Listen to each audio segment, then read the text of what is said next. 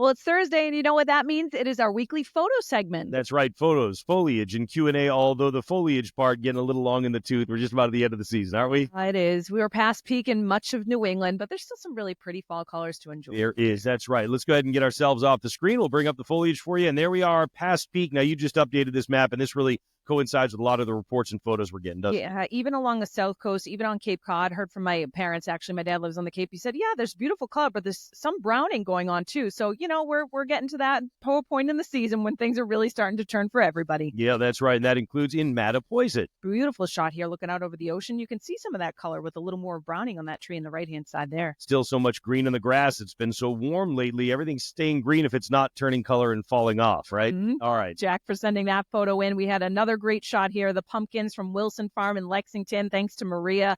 I love the bluey one in the middle there. So many great paintings on the pumpkin. Bluey seems to be that cartoon that adults and kids all can enjoy together for totally different reasons, right? All different jokes resonate with all different ages, but awesome. We didn't do a lot with the pumpkins with the kids this year, did we? No, we didn't, but it's an off year for that. But nonetheless, super moon. Ooh, loveless shot over Plymouth Harbor. Thanks to Carol for this. Out over the ocean with the super moon rising. Danielle, you always keep me connected to the moon. You love the moon, everything about the moon. You've always been into the moon and the moon phases and all that. And I think it's just crazy that we never heard about super moons when we were kids or teenagers. Now all of a sudden you hear about it all the time. And really, it's just a phrase that caught on when the moon is a little bit closer to the earth, right? So you see it's a little bit brighter, maybe it's a little bit bigger, there's a little bit more pull, and here's another shot of it. Yeah, it's a great shot from Lisa of the supermoon rising as the sun set in Dighton, Massachusetts. You can kind of see that as it's coming up over the trees. That's looking pretty big and bright there. We got so many great pictures of the comet A3, or it's a little bit trickier name if you try and say it, so I don't even bother. Yeah. This is great, though, because this was right in kind of that closing window, but it's not just the comet, it's also Starlink, right? Yes, so this was in Portsmouth, Rhode Island.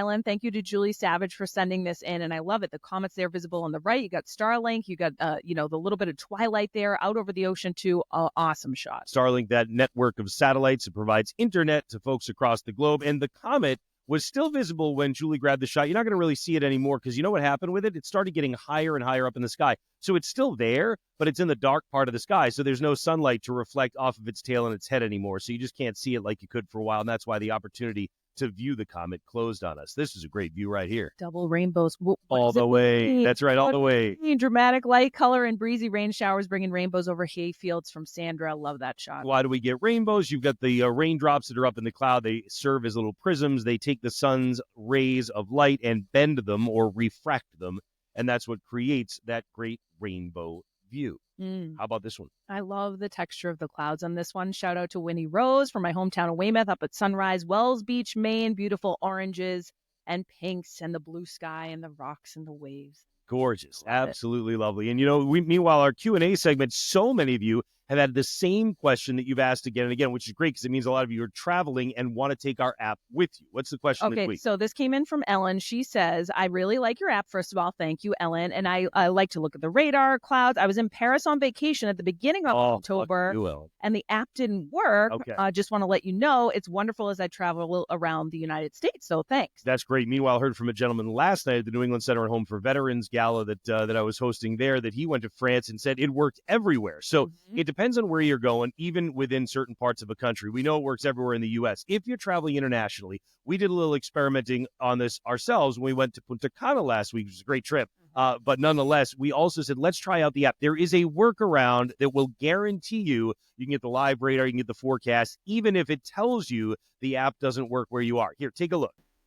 Hi, Matt Noyce, 1 Degree Outside Weather Network, 1degreeoutside.com. A lot of you have asked, does your app work overseas or you run into trouble with it when you're traveling outside of America? So here's what you want to do if you're going to be using our app outside of the country. There are some restrictions on when you can use the app and where you can use the app. We've had reports of it working in the airport, but not necessarily working in other parts of the country. So here's what you want to do. There's two options you have. One, of course, is before you leave the United States, just grab a screen capture of your 14-day forecast for at least an idea of what the weather's going to be like.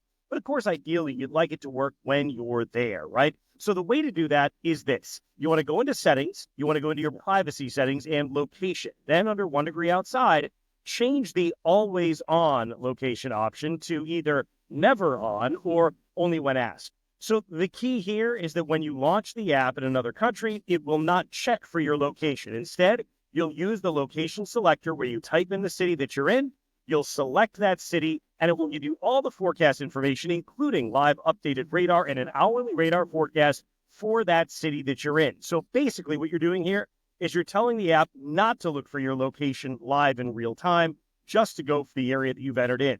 Of course, just remember, when you're done with your travels and done with your trip, you want to go back into the settings on your phone and turn location back on so that when you are traveling around the United States, even just close to home doing errands, if there's a tornado warning or something like that, you would get that location-specific notification. So that is the fun workaround to make sure our 1 Degree Outside weather app, you can always search it Noises 1 Degree Outside weather on both the App Store and Google Play, works for you no matter where you are. Safe travels and enjoy the app. So now you know, you get the inside scoop on how it works. That's right. So you send your photos into us. Keep them coming. It's the Send to Us tab at the bottom of the app, or, of course, our community gallery, which is right at 1degreeoutside.com. We love to see your photos, and we feature as many as we possibly can in this segment every week, but you can always see them all at the gallery online. Right, 1degreeoutside/community gallery. You bet. And if you have questions to send along, contact at 1degreeoutside.com is email address. We're always looking at them, and we may feature your question right here in our segment. We'll see you next week.